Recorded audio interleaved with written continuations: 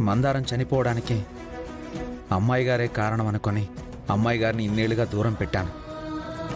మందారాన్ని ఒంటరిగా వదిలిపెట్టి వెళ్ళడమే అమ్మాయి గారు చేసిన తప్పు అయితే, చనిపోయిందో లేదో తెలియకుండానే చితికి నిప్పంటించిన నాదెంత పెద్ద తప్పు.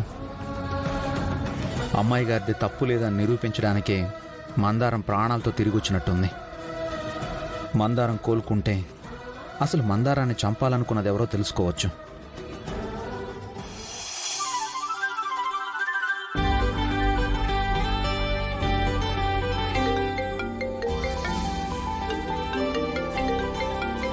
అమ్మాయి గారు,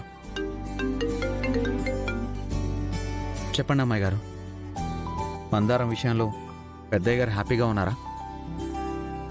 నాన్న హ్యాపీగానే ఉన్నారు రాజు. కానీ అత్తయ్య వాళ్ళే మందారాన్ని చంపాలని ప్లాన్ చేశారు.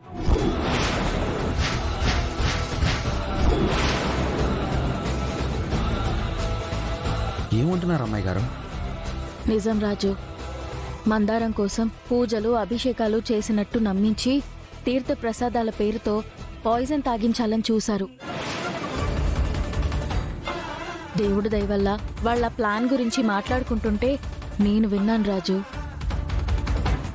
ప్రస్తుతానికి ఆ పాయిజన్ ప్లాన్ నుంచి మందారాన్ని కాపాడగలిగాను. కానీ ఏ క్షణం ఏం జరుగుతుందోనని భయంగా ఉంది రాజు. పెద్దయ్య గారి ఇంట్లో పెద్దయ్య గారి సమక్షంలో ఉన్న మందారం మీదే విషప్రయోగం చేయాలి అనుకున్నారంటే ఖచ్చితంగా ఆ రోజు కూడా మందారాన్ని వీళ్లే చంపాలి అనుకొని ఉంటారు అమ్మాయి గారు. ఆ విషయాలు ఎలాగో మందారం స్పృహలోకి వస్తే తెలుస్తాయి రాజు. కానీ మందారం స్పృహలోకి వచ్చే వరకు ఎలా కాపాడుకోవాలో అర్థం కావడం లేదు.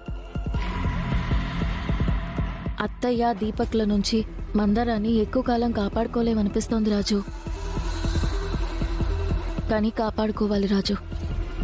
నువ్విక్కడుంటే బాగుండు అనిపిస్తుంది. అమ్మాయి గారు, మందారాన్ని కాపాడుకోవాలంటే ఒక్కటే మార్గం ఉంది. ఏంటది రాజు?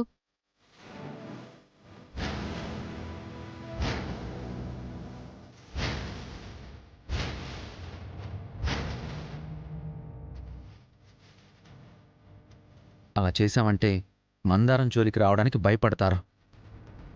మందారానికి అవసరమైన వైద్యం అందుబాటులో ఉంటుంది అమ్మాయి గారు. ఆ పని చేద్దాం రాజు. ఓకే అమ్మాయి గారు, మీరు ధైర్యంగా ఉండండి, నేను చూసుకుంటాను. రాజు, బంటి ఎలా ఉన్నాడు?